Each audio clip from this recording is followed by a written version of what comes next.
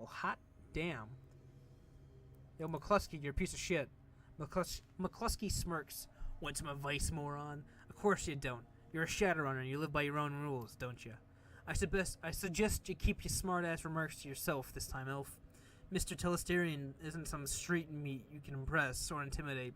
He's the brains behind the throne of whatever the fuck that is. And one of the richest men in Seattle.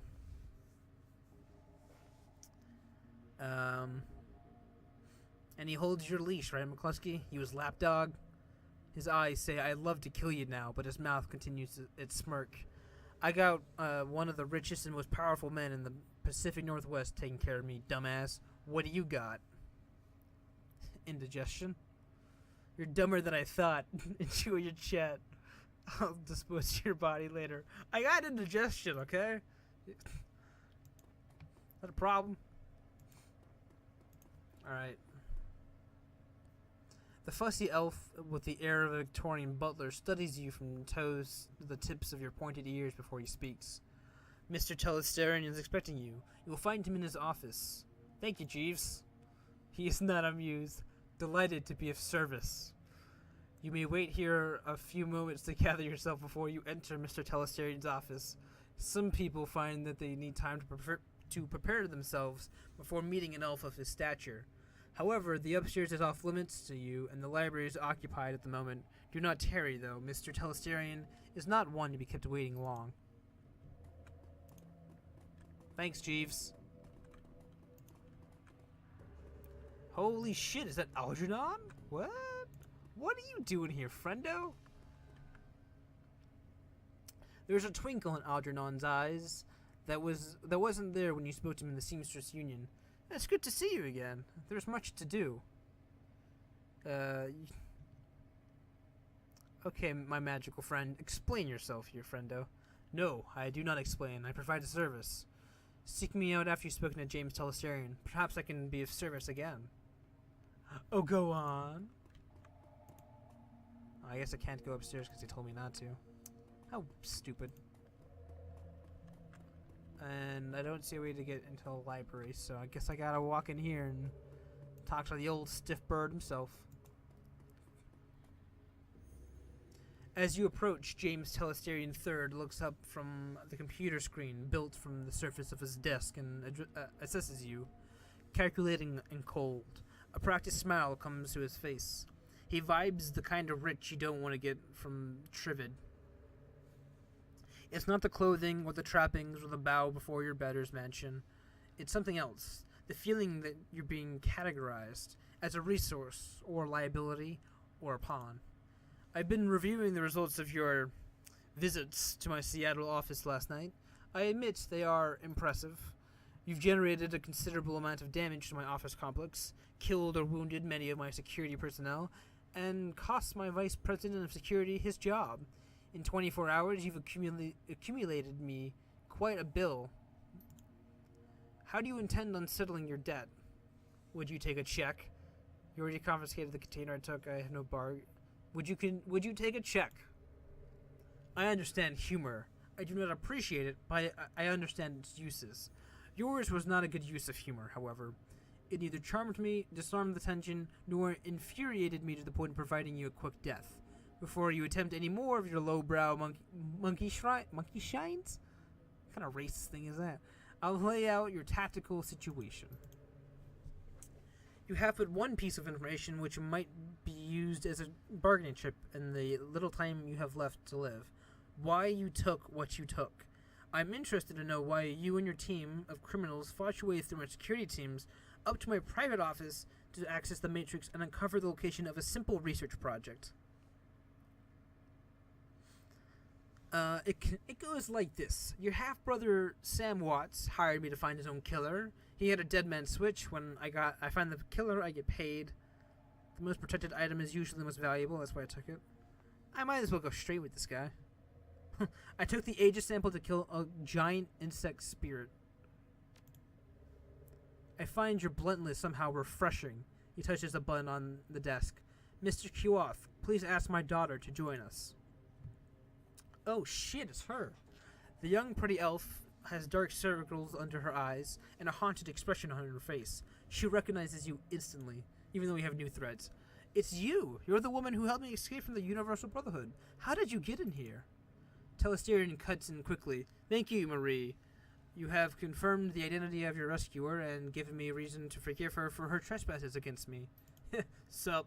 She looks hungry for your help. I'm glad you're here. Yeah, you did well back there. Without you, we'd all be fucking murdered. She closes her eyes. Thank you. But I'm not sure that death wouldn't be better than this.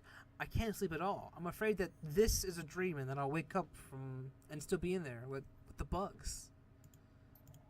You can relax, Marie, and you are safe. It is over.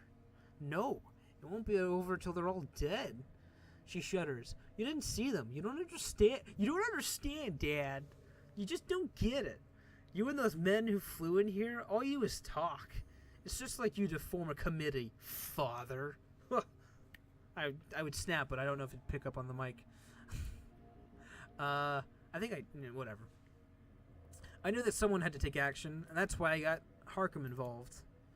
The already cold exterior of James Telesterian III turns to ice. I see. It was you and your crippled little friend who leaked ages to this woman. We will speak of it later, in private.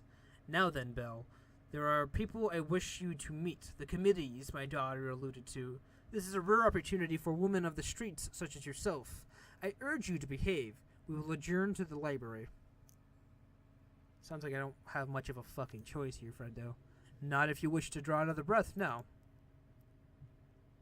It's like, why pretend to give me the opportunity? There is a weight in the Telesterian library, a sense of magnitude and of purpose. You are no longer in the presence of a mere wealth. You are in the presence of history. Of history. No, don't run. Ladies and gentlemen, lady and gentlemen. I guess I'm the only lady. Well, there's another lady. I guess he's whatever. He's introducing me to other people. This is Belle. She's the elf who saved my daughter and the only one who has faced our common enemy in combat. Herr Brockhaus? What is the representative of the great dragon, Loafer? Yeah, Loafers, man. Great dragon loafers. Have to tell us about the magical insect this Shadowrunner uncovered. Barack Obama speaks slowly with a deep melodious words. German accent. He's got a German accent. I'm not doing a German accent. I don't need to be racist. He takes his time insinuating each word, relishing? Yeah, each vowel and each consonant, tasting them as if they were delicacy. Apparently not what I do. I just butcher fucking everything. My lord has witnessed the insect spirit's physical manifestation before, roughly 9,000 years ago. As you are aware, magic ebbs and flows from Earth, cycling from peak to peak over the course of 5,200 years. As the level of magic grows, Hans, dear, I love you, but you can babble on forever, and I believe time is of the essence. So shut the fuck up. The painted elf addresses you. Belle, is it? Delighted. The bug you fought was not merely a magical awakened animal like a wyvern or a hydra or anything else in the sixth world. In fact, it isn't from this world at all. It's physical embodiment of an insect spirit from another plane of existence. I imagine moving from one plane of existence is not easy. Correct? Perhaps Dawes German can tell you all about it at length someday. He's got plenty of time to chit-chat. Now, an insect spirit can't simply thumb a ride through astral space and show up on Earth late for dinner. Dinner, in this case, being us. Oh, it's Algernon. What up, dude? 2 elements are required to bring one across the void, a shaman and a host. First, the spirit calls upon the shaman, often in dreams. The spirit seduces the shaman with promises of great power. The shaman then accepts the spirit as his totem. Next, the insect spirit requires a suitable host. The best candidates are the disaffected and the disenfranchised. In short, the weak-willed. Their minds are the most susceptible to suggestion, which is helpful in making the transformation. As you may imagine, these are the sort of people easily attracted to a cult. such as the Universal Brotherhood. Finally, by performing what is to be a truly disgusting ritual, the shaman serving the insect totem implants the spirit into the host, willing or not. Then it's feeding time. Harley Quinn? I think that's supposed to be what that is, but it's like Harley Quinn. I'll just call him Quinn. Quinn is correct. Oh, it's the German guy. It'd be German accent. Yeah. He is correct.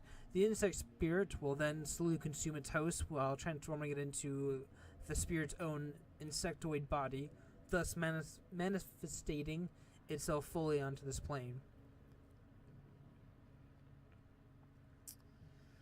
Whiz, bugs from another dimension and killing, I get it. No, you don't, kid. Not by a long shot. This is bigger than hunting down an insect shaman or putting a 9mm round into a bug. The initial bugs prepare a nest for the summoning of a queen. Once a nest has its queen, she literally explodes with newly manifested insect spirits. They swarm out of the nest, feasting on all flesh they can find, and implanting more insect spirits into fresh corpses, again and again and again. The room falls silent as they all consider the scenario, faces grim. Telesterian breaks the silence. This is not an infestation, Bell. It is an invasion. My lord Blofer, I'm butchering all the names. No, I'm sorry. Knew this day would come, but he did not know precisely when or where. Your rescue of Mr. Telesterian's daughter has exposed the existence of the insect spirit for the first time in a cycle of the world.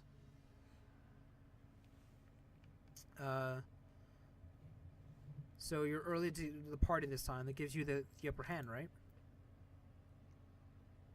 We're not early. We merely have experience on our side. The insect spirit is only a resident in the transformed host body.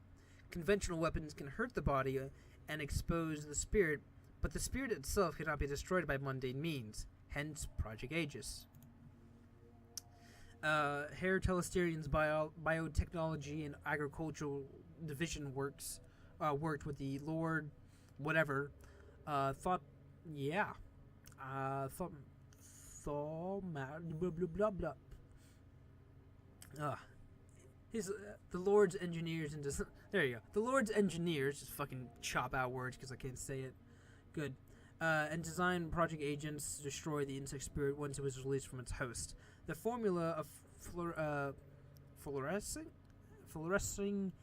astral bacterial strain, there you go, exists in the physical and astral plane at once, and thus can affect the insect spirit. Now that was, I was gonna say, now that was a mouthful. Did you memorize it, or are you reading it off index cards? My director of R&D, Diane Ravenwood, will explain how Project Aegis will be used in the field. Dr. Ravenwood? Our weapon specialist has rapidly prototyped a delivery device for the fluorescing astral bacteria strain. They've created some prototype launchers which fire Aegis-filled shells. When fired, the shells will discharge a high-velocity stream of bacteria. In order to destroy one of the bugs, it must first be damaged, using conventional weapons or magic until the spirit is released from the host body. Then the insect spirit must be shot with Project Aegis prototype launcher to destroy it. So in order to stop an invasion of insects from another dimension, a dragon and an elf co-created a magical insecticide. Yeah, I'm going to go with that. Crudely put, but accurate. We must stop the Universal Brotherhood from summoning a queen, and we must stop them immediately. You are the only one who has been inside the facility and the only one who has personally fought these creatures before. That, along with your highly effective assault upon my property, indicates that you are the ideal person to lead the attack. Glad you're convinced, because I'm not. No one's ever used this magic bug juice before. Yeah, I'm gonna go with that. The painted elf grins and his red lipstick catches the light. We're foregoing the clinical trials in favor of field testing the formula. Good. Come on, kid. When fate taps you on the shoulder, you gotta pay attention. Unfortunately, she has a nasty habit of tapping you on the opposite shoulder, so that when you turn around on the other side, giggling like a deranged schoolgirl. I hate that. Enough. Are you willing to undergo the mission?